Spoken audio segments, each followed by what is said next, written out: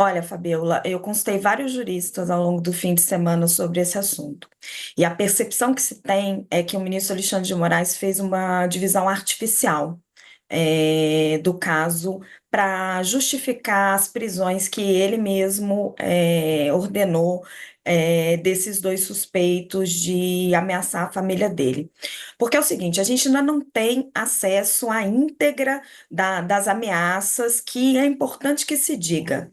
É lamentável, tem que ser investigado, porque se tem criminosos ameaçando as atividades de magistrados, eles têm que ser punidos no rigor da lei. Isso é muito grave, é um crime realmente complicado, isso não pode acontecer. Agora, o ministro não pode julgar um caso no qual ele é vítima. E aí o que acontece? Se, quando nós tivermos as mensagens, a gente tiver certeza de que se tratam das mesmas ameaças e dos mesmos suspeitos, nós estamos falando de penas, de crimes diferentes do mesmo fato. Porque no parecer do Procurador-Geral da República, do Paulo Gonet, o que que ele diz? Que essas ameaças, essas ameaças à família do ministro Alexandre, e quando eles citam o ministro Alexandre como comunista e antipatriótico, são o que fazem, as ameaças à família do ministro Alexandre são o que cerceiam a atividade dele como ministro do STF. Então, nós não temos nenhuma evidência ainda clara e cabal de que essas pessoas estavam envolvidas no 8 de janeiro, de que elas estavam na organização do 8 de janeiro, ou até ali como mandantes do 8 de janeiro. Então, que elas estavam diretamente envolvidas neste caso. Então, como você repartir em duas investigações diferentes o crime de atentado ao Estado Democrático de Direito, se é que ele ocorreu, e o crime de ameaça à família do ministro Alexandre de Moraes? Me parecem as mesmas situações. Então, se são as mesmas situações, os mesmos suspeitos, os mesmos crimes, o ministro precisa estar impedido para tudo. Só que aí levantaria uma outra polêmica. Se ele está impedido para tudo desde o começo, as prisões que ele decretou teriam que ser invalidadas. Esse é todo o complicador.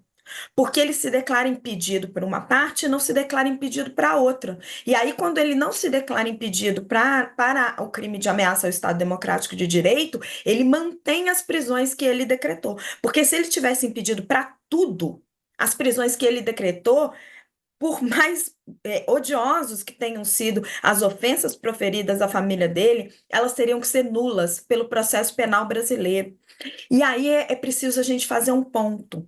Nós tivemos um momento duríssimo no 8 de janeiro no Brasil, e em todo aquele processo eleitoral, onde se estabeleceu um pacto ali da sociedade brasileira pela defesa da democracia.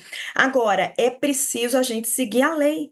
O Brasil já passou por isso em outros momentos. Você não pode ficar dando voltas na lei, porque depois isso se volta contra a sociedade. Depois você tem que fazer todo o processo. Então, crimes como ameaças a magistrados que prejudicam a forma como esses magistrados atuam, eles têm que ser punidos. É óbvio que eles têm que ser punidos com o devido rigor, mas seguindo a lei, seguindo o devido processo penal. Tá aí, ó. Três análises a respeito desse caso do Moraes. Vamos acompanhar. Mas agora já está decidido, né, o professor? Você acha que pode ter ainda alguma reviravolta? Não? Ele voltar atrás? Acho que não. Acho que ficou da parte do Supremo Tribunal Federal, até após aí o parecer da Procuradoria-Geral da República, muito bem dividido, né? Então, parte retorna, vai à primeira instância para se apurar a questão específica da ameaça, da perseguição, né? E parte continua no Supremo Tribunal Federal no que diz respeito aos crimes contra o Estado de Direito. Então, acho que essa foi a solução possível encontrada pelo ministro, mas eu estou de pleno acordo aí com o que disse o Thales, a Raquel, acho que é isso mesmo. Esse foi o contexto, né? Hoje em dia o judiciário está muito mais preso ao contexto da decisão do que o próprio direito. Isso é lamentável, mas é o que é, né? Bom, Fabio, falando ainda posso sobre a só questão do colocar um Supremo Tribunal ponto? Federal. Oi, Raquel. Não só um ponto ainda vai ter as investigações da Polícia Federal, né? E os Sim. argumentos da defesa. Então, eu acho que pode sim haver alguma mudança, conforme o que a PF analisar todas as mensagens que forem mandadas, a defesa apresentar os seus argumentos, talvez sim, o judiciário pode entender de outras formas, até porque parte do processo vai estar nas mãos de outro juiz, seja outro juiz do Supremo ou na primeira instância. É, o andar O que eu das disse, investigações. Fabiola, Oi? só para ficar claro, o que eu disse é sobre especificamente sobre essa decisão de cindir, né? Essa decisão de cindir foi tomada e está tomada. Agora, como a Raquel colocou muito bem, o que está na primeira instância vai continuar e os processos referentes ao Rio de Janeiro vai seguir também. É isso mesmo. Falando